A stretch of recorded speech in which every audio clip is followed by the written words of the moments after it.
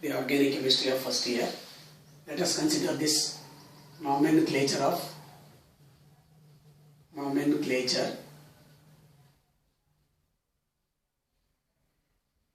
organic compounds. There are two systems to name the organic compounds based on their source. They are named as the trivial names based on certain rules that is framed by the International Union of Pure and Applied Chemistry, that is called IUPAC. So it is called as the IUPAC nomenclature. IUPAC, International Union of Pure and Applied Chemistry. So let us consider some rules for the nomenclature of these organic compounds according to IUPAC system. First four compounds, for example, this CH4 is named as methane. This is the trivial name. Still in the IUPAC system it is retained. Similarly, for second compound C2H6, it is called ethane. Similarly, for the compound CH3, CH2CH3. Here this can be written as CH3CH3. It is called propane. Similarly, the fourth compound CH3, CH2, CH2CH3. This is called as butane. Same names are retained for these four compounds in the IUPAC system also. Now let us see some important rules to name the organic compounds according to IUPAC system. The first rule states that longest chain should be considered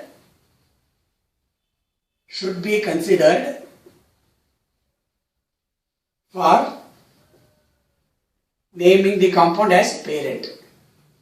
Naming the compound. So this is called parent chain. This is called parent chain. Suppose I have carbon atoms like this. Like this. Now you consider along with the various hydrogen atoms like CH3, CH2, CH2, CH, CH3, CH2, CH3. Now if you consider this carbon chain, there is a branching here. But once you consider this nomenclature, you have to select the longest chain as the parent compound. Suppose I consider this chain 1, 2, 3, 4, 5. If I consider this chain 1, 2, 3, 4. If I consider this 1, 2, 3, 4, 5, 6. So according to IUPAC system, this longest chain should be considered as the parent chain. So that is longest chain rule. The second one is numbering should start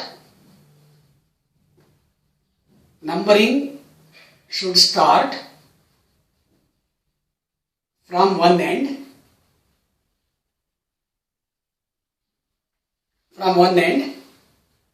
to the other end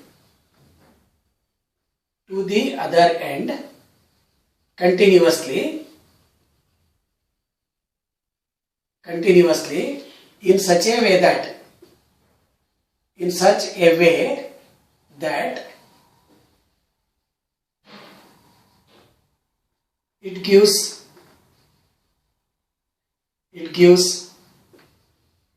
least possible number to the carbon containing side chain or functional group. For example, if the alkene is the parent compound, the carbon containing the double bond should get the least possible number. Similarly, in case of an alkyne, the carbon containing the triple bond should get the least possible number. Or if it is only alkane, then substituents like methyl, ethyl, etc. should get the least possible number. For example, in this chain, there is possibility of numbering from either left hand side or from the right hand side. If you consider this one, 1, 2, 3, 4, 5 and 6. This carbon carrying this CH3 group will get 4 number. But instead if you number from this side, it will get the third number. So according to the second rule, this least possible number should be given to the carbon containing the side chain or the functional group. So that is the second one. The third one, if similar groups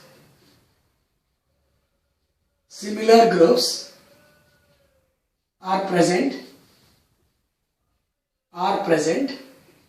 at different positions,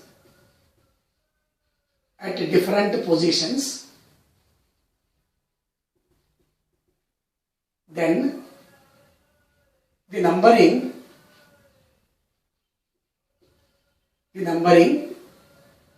should give total least sum. Means if you number from either left side or right side, the numbers given to the carbon containing the similar side chains or similar substituents, the sum of that number should be least. Okay. Such groups are indicated as di, tri, tetra, etc. for 2, 3, 4, etc. similar groups. Of course, along with their positions, we have to write. For example, if I write CH3, CH3, CH3, CH2, CH3. If you consider the first rule, we have to select the longest chain. Then you give numbers for the carbon atoms from one end to the other end to give least possible number to the carbon carrying the side chains. So if you number from this side 1, 2, 3, 4, 5, this gives rise to 2 and 3 to the carbons carrying the 2 methyl groups. So it should be indicated as 2, 3 dimethyl. And parent compound contains 5 carbon atoms, therefore it is pentane. 2, 3 dimethyl pentane. That should be the name. If you number from this side, it gives rise to 3 and 4. So the sum of that one is 3 plus 4, 7. But sum of this 2 plus 3 is 5. That's why while giving the positions to the similar groups at different positions, we should give in such a way that the total sum is less. Now coming to the next rule.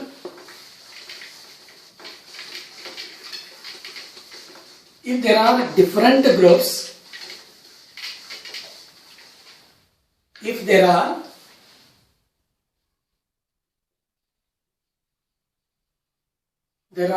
different groups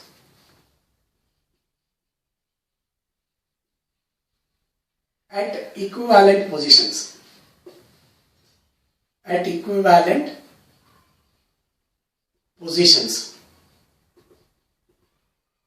then the least number should be given to the carbon atom containing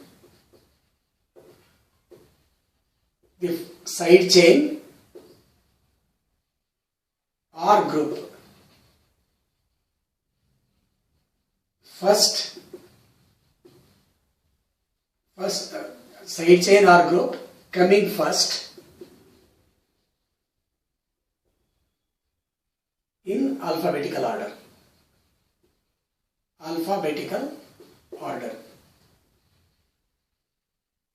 Suppose I have one side chain like methyl group. The other side chain has C2H5 group. This is methyl. This is ethyl. When you consider the alphabetical order, ethyl group, E comes first. So you should give the least possible number to the carbon carrying the C2H5 group. If methyl and ethyl are at equivalent positions in the carbon chain. This will be clear if you take one example. Suppose I write this CH3, CH2, CH, CH3, CH, C2H5, CS2, CS3.